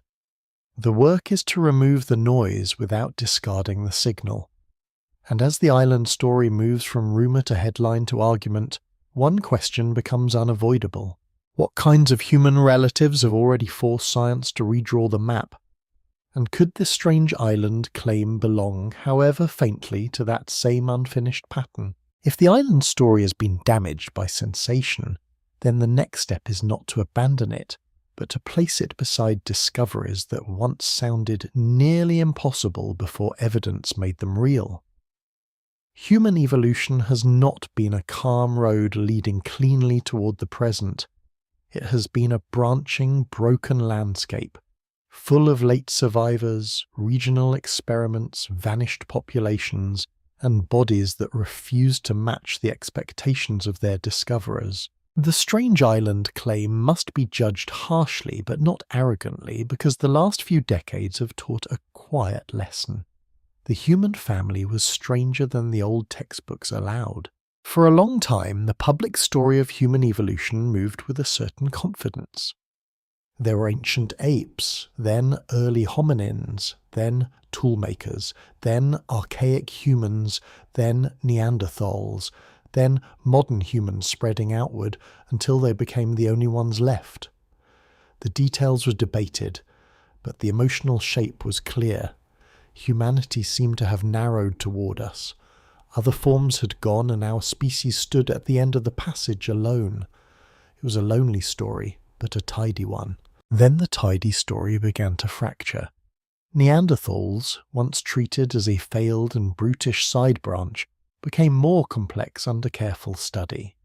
They made tools, controlled fire, survived harsh climates, cared for injured members, and left traces of symbolic behavior.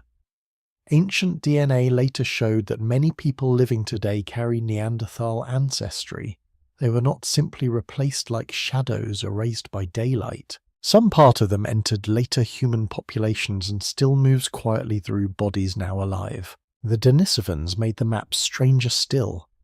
For a time, they were known from astonishingly little physical material, yet their genetic signal revealed a population with deep importance across parts of Asia and Oceania.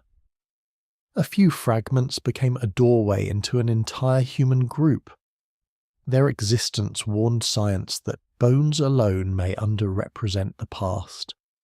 A lineage can be nearly invisible archaeologically and still have shaped living humanity.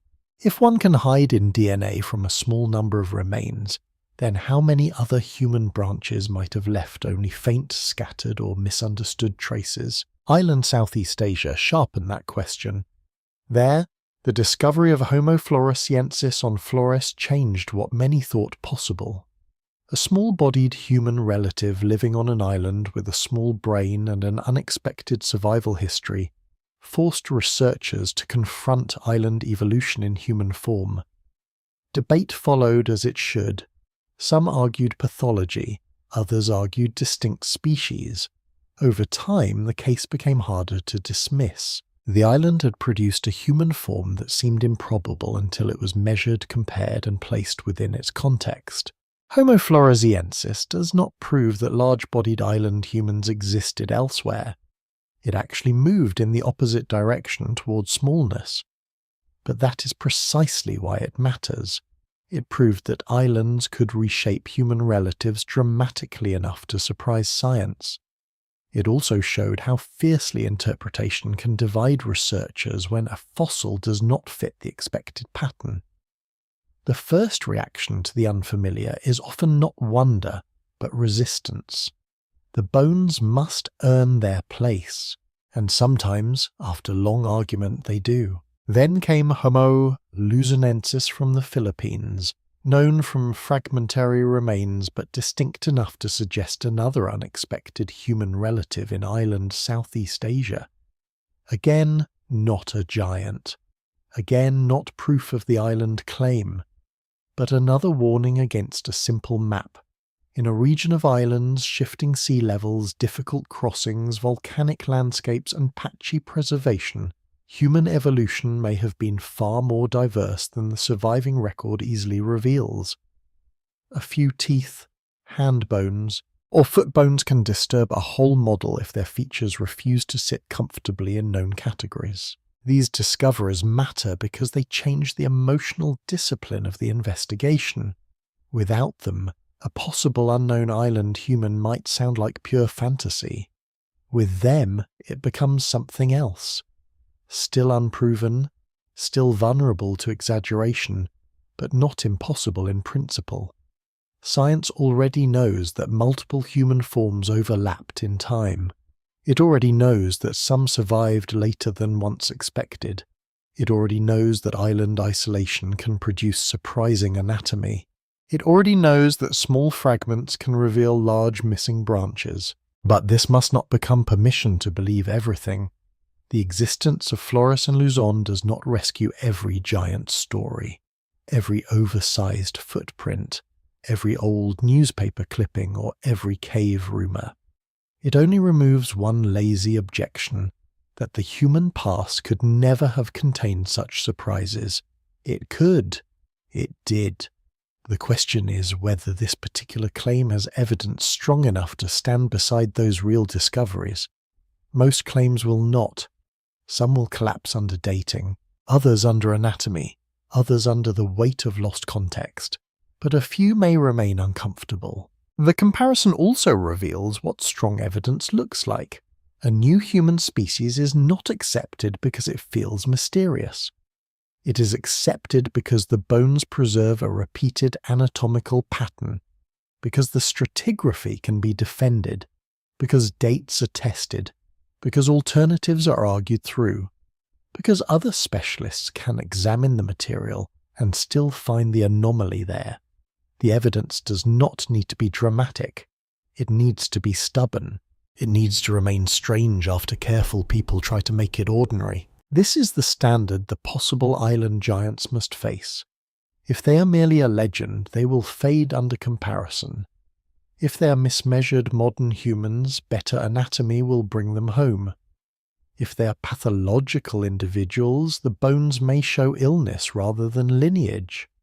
If they're animals, comparative study should remove the human mask. If they are a mixed deposit, stratigraphy will break the story apart. But if, after all of that, a consistent, large-bodied, non-modern, securely dated human population remains, then the island would not be a sideshow. It would be another fracture in the old human story. Perhaps that is why the idea continues to disturb. It sits at the edge of what has already been proven possible.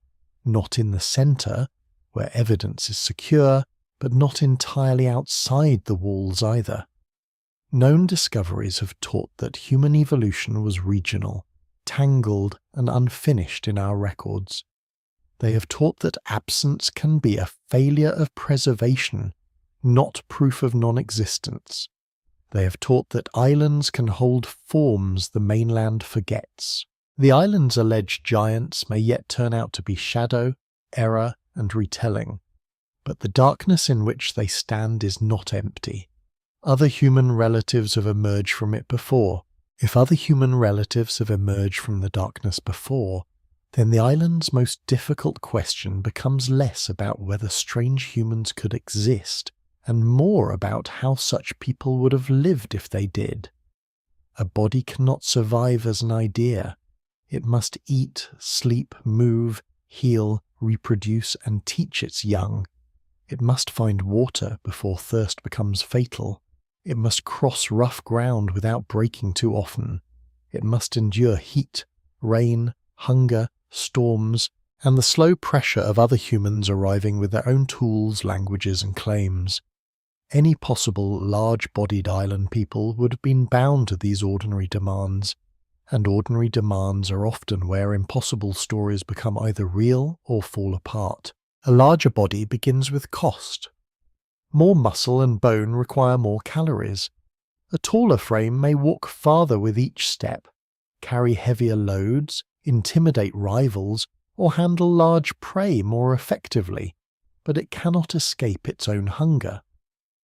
On a small island, that hunger would be a serious argument against size unless the environment answered it. The island would need enough reliable food to support bodies that burned more energy at rest and under strain. Shellfish alone might not be enough unless gathered in great quantity. Fish could help if the coastline was rich. Turtles, seabirds, eggs, large rodents, deer, or other endemic animals might make the difference, if they existed and could be harvested without destroying the source too quickly. This is why the coast becomes central again. A large-bodied population living near the end of the Ice Age might not have been a forest people alone or a cave people in the crude old sense. They may have been coastal opportunists, moving between reefs, estuaries, rivers, cliffs, and inland shelters as seasons shifted. The shore gives many kinds of food in one narrow band. It also gives warning and danger. Tides can open a flap 1 hour and erase it the next. storms can fling driftwood, shells, and bodies high above the normal reach of waves. A people who lived there would have needed not only strength but timing.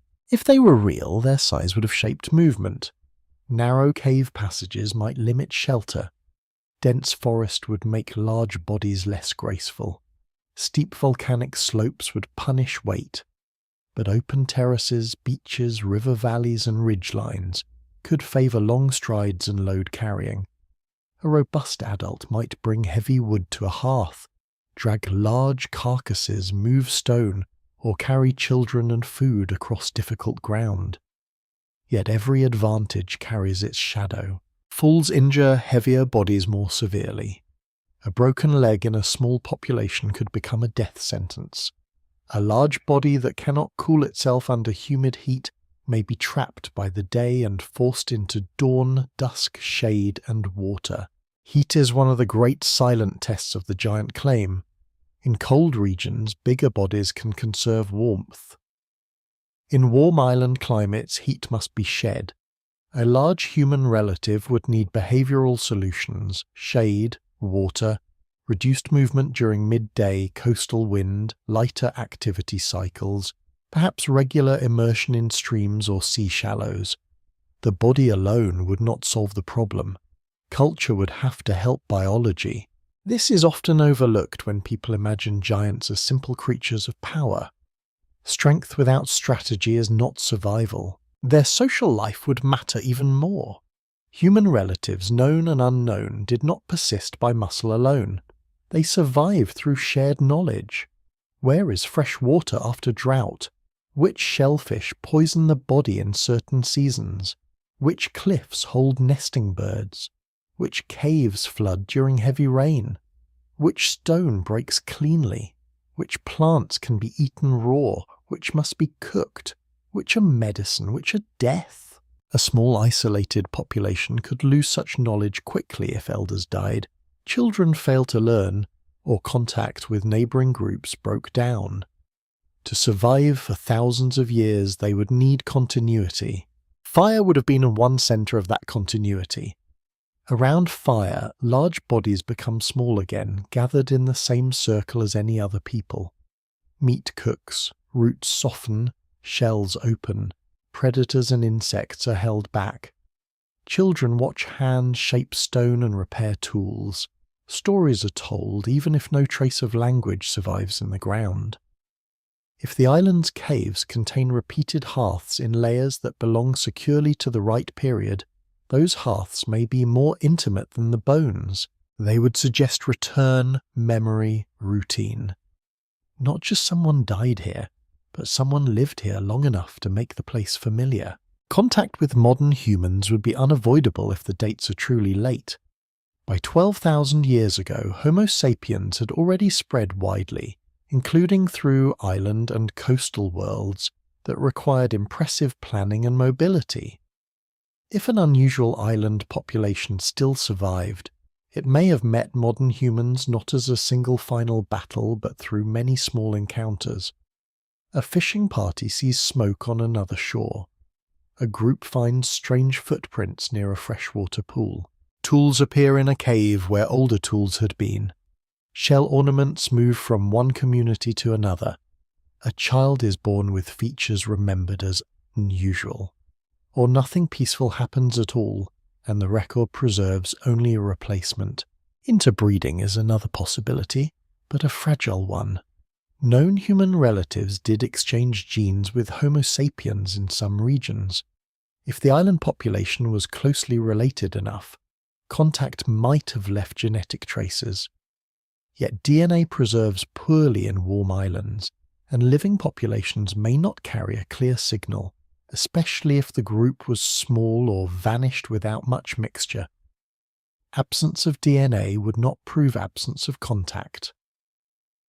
But a strong genetic signal, if ever found, would change the conversation entirely. Extinction, if it came, may not have been dramatic.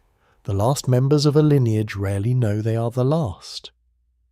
A few poor seasons, a shrinking coastline, fewer births, new diseases, competition, storms, Loss of prey or absorption into another population could end a people without leaving a battlefield.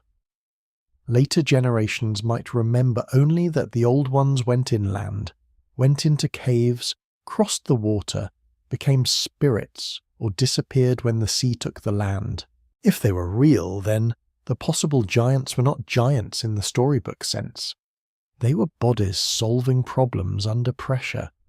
They were hungry, skilled, vulnerable, and dependent on the island's mercy.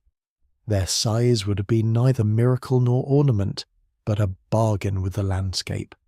And if that bargain failed, the island may have kept only the hardest pieces: bones, ash, tools, prints, and stories too worn to explain themselves. If such people were bodies solving problems under pressure, then the final demand is simple and unforgiving. What would prove they were there? Not what would make the story feel powerful. Not what would satisfy those who already believe or comfort those who already dismiss. What evidence would remain standing after the island's fog? The old rumours, the broken bones, the drowned coastline, and the hunger for wonder have all been stripped away. This is the point where the mystery must stop leaning on atmosphere and submit to the cold patience of proof. The first requirement would be more than one body. A single unusual skeleton can open a question, but it cannot easily close one. One individual may be tall, sick, unusually robust, mismeasured, distorted after burial, or wrongly associated with an ancient layer. A true population should leave repetition. Several individuals from secure contexts, adults, perhaps adolescents, perhaps children if preservation is kind. Bones showing not just size, but a shared anatomical pattern. The same proportions returning again and again, as if the island were not offering accidents, but a lineage. That pattern would need to be coherent. A large femur alone is not enough. The hip must make sense with the femur. The knee must carry the load. The ankle and foot must match the stride. The spine must support the mass. The muscle attachments must fit a functional body rather than a diseased one. Teeth and jaws should belong to the same biological picture. If the skeleton suggests height, then the architecture must show how that height was lived in, not merely imagined from a fragment. A real body plan is not a headline. It is engineering repeated in bone. The second requirement would be secure context. The bones must come from layers that can be trusted. This means careful excavation, recorded positions, sediment descriptions, photographs, maps, and attention to disturbance. A bone found loose on a cave floor may be interesting, but it floats too easily between times. A bone embedded in an undisturbed layer, sealed by mineral crust, associated with tools, ash, or food remains that belong to the same horizon, is far stronger. Context is the thread that ties the dead to a moment. Without it, even the strangest bone becomes a voice without an address. The third requirement would be dating that does not merely decorate the claim but tests it. Direct dating of the bones, if collagen or other suitable material survives, would be powerful. If direct dating fails, then the surrounding layers must be bracketed by independent methods. Radiocarbon where organic material is secure, uranium series dates on flowstone, luminescence dates on sediments, perhaps other geological anchors depending on the site. The dates should not all depend on one fragile sample. They should converge. They should hold after contamination is considered, after calibration, after pre-treatment, after another laboratory tries to repeat the result. A date that cannot survive repetition is not a date strong enough to carry a lost human branch. The fourth requirement would be exclusion. Science does not prove the strange by admiring it. It proves the strange by failing to make it ordinary after honest attempts. The bones must be compared with modern human variation across many populations, not just with a narrow sample. They must be compared with known archaic humans where relevant. Pathology must be considered. Sex, age, nutrition, trauma, and labour must be considered. Animal misidentification must be ruled out. Distortion after burial must be studied. If the remains still sit outside known ranges after all of that, then the anomaly becomes more serious. It has earned the right to trouble the model. The fifth requirement would be an archaeological fingerprint. A population does not only die, it lives. If these island people survived near 12,000 years ago, their presence should appear in more than skeletons. Stone tools should occur in meaningful patterns. Hearths should show repeated use. Food remains should reveal diet. Shell middens, butchered bones, residues, and site organization should help reconstruct behavior. The fingerprint does not have to be spectacular, but it should be consistent. If large-bodied remains appear in one layer, and the same layer contains a distinct pattern of life repeated at other sites, the claim becomes harder to ignore. If the bones appear alone, surrounded by confusion, the story remains weaker. The sixth requirement would be independent confirmation. One team, one cave, one old collection, one dramatic specimen cannot bear the whole burden. Other researchers must be able to examine the material. Measurements must be published clearly. Scans should be available when possible. Methods should be described in enough detail to be challenged. If another site on the island produces similar remains from a similar time, the question deepens. If a neighbouring island produces related evidence, deeper still, a lost population should not depend on secrecy. It should become clearer when more careful eyes are allowed near it. Ancient eDNA would be a powerful witness, though not a guaranteed one. In warm island climates, DNA often decays beyond recovery. Its absence would not destroy the case if the bones, dates, and archaeology were strong. But if DNA survived and showed a lineage distinct from modern humans, the island would no longer be merely a place of speculation. Even a small genetic signal could transform the argument. Proteins, dental microstructure, and other biomolecular traces might also help where DNA fails. The future of the case may lie not only in larger excavations, but in smaller samples read with finer tools. Oral traditions would still matter, but in a supporting role. They could guide researchers toward caves, sinkholes, old shorelines, and places long associated with bones or earlier inhabitants. They could preserve the geography of memory, but they could not replace the work of dating, anatomy, and excavation. A story may point to the door. It cannot by itself prove what is behind it. And perhaps that is the quiet discipline this mystery asks for. It asks believers to accept that wonder must be tested. It asks skeptics to accept that testing should not begin with ridicule. It asks science to leave room for surprise without letting surprise become permission. The proof, if it ever comes, will probably not arrive as one thunderclap.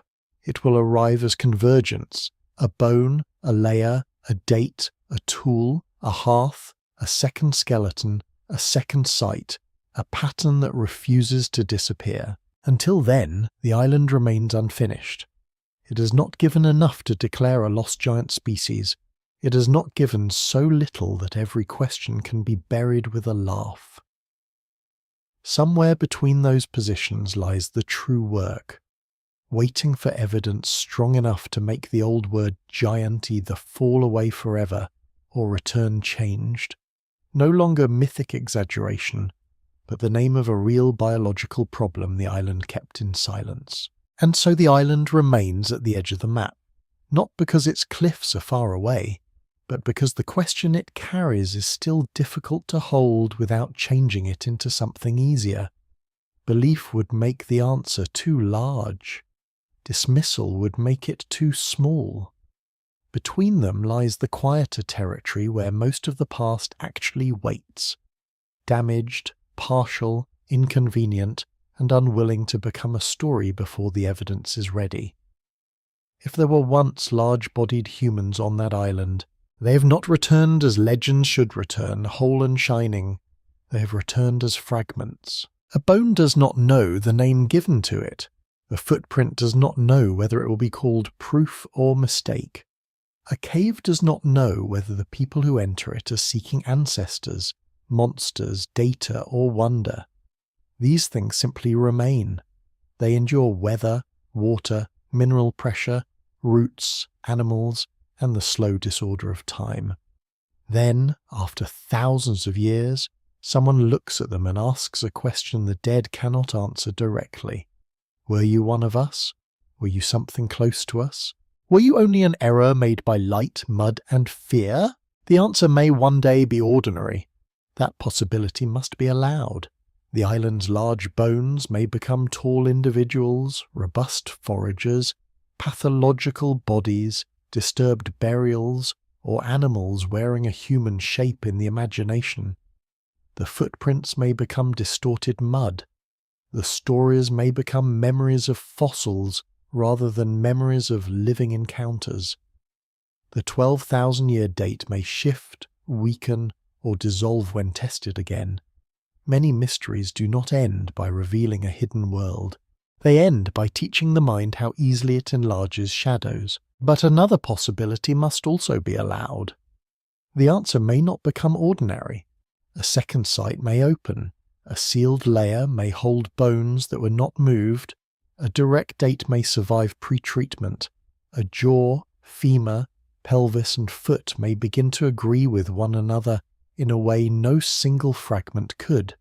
A tool pattern may appear in the same horizon. A hearth may sit where it should. The old oral memory may point again, not as proof, but as a guide toward a place outsiders ignored. And slowly, without spectacle, the island may begin to say that something real stood behind the exaggeration. That is often how the human past changes, not with a grand announcement that every old story was true, but with a smaller, more unsettling correction. A species once thought impossible becomes a specimen. A specimen becomes a debate becomes a branch on the tree. The tree itself changes shape, and only later does the public forget that it was ever difficult to accept. What once sounded strange becomes part of the lesson. What once sounded settled becomes provisional. Perhaps that is the deeper unease behind the possible giants. Not their size, not even their survival, but the reminder that humanity has never fully known the boundaries of itself. The word human has always been less stable than it feels. It has included bodies with different faces, different brains, different tools, different ways of living and dying. Some left descendants, some left only bones. Some may have left nothing that can be recovered. The present stands on top of all of them and calls itself alone because the others are quiet. An island can make that loneliness less certain. It can hold an older form after the mainland forgets it. It can preserve a population in a pocket of time while the larger world moves on. It can turn geography into delay. But delay is not rescue forever. Sea levels rise, forests change, prey vanish. New people arrive. Small populations weaken. A lineage can fade not in one catastrophe, but in a long thinning of births, memories, and names. The last generation may not have known it was carrying the end of something ancient. If there were such people, their final days may have looked almost ordinary.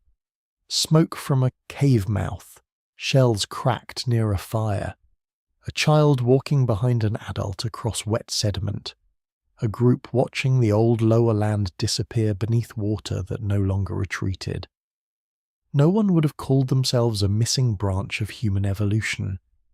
No one would have known that future minds might argue over their bones. They would have known hunger, weather, kinship, danger, and the familiar shape of their own shore. If there were not such people, the island still teaches something. It teaches how bones become stories, how stories become claims, and how claims reveal the desires of those who repeat them. It teaches that human beings long to imagine earlier ages as larger than the present, as if scale itself could restore meaning to what has been lost. It teaches that skepticism is necessary, but also that contempt is a poor instrument. The past does not open for those who mock every rumour, nor for those who believe everyone. It opens, when it opens at all, for those willing to stay near uncertainty without forcing it to speak too soon. So the island remains unfinished. Its caves may still hold sealed pockets of sediment. Its drowned terraces may still lie beneath cloudy water. Its museum bones may still wait in drawers for better scanning, better dating, better comparison, or simply more patient eyes. Its stories may still carry place names whose importance has not been understood. Nothing in this proves the giants. Nothing in this buries the question completely. There is only the image of a shoreline at dusk, the modern sea moving over land that was once dry, and somewhere beneath that water, the missing camps of people whose names are gone. The waves do not care whether they covered ordinary humans, unknown relatives, misread bones, or the last trace of a lineage that survived longer than it should have. They keep moving in and out, polishing stone, hiding and revealing, as if the past were not a locked room but a tide. And the question left behind is not simply whether giants once walked there, but how much of humanity has already disappeared before we learned how to look.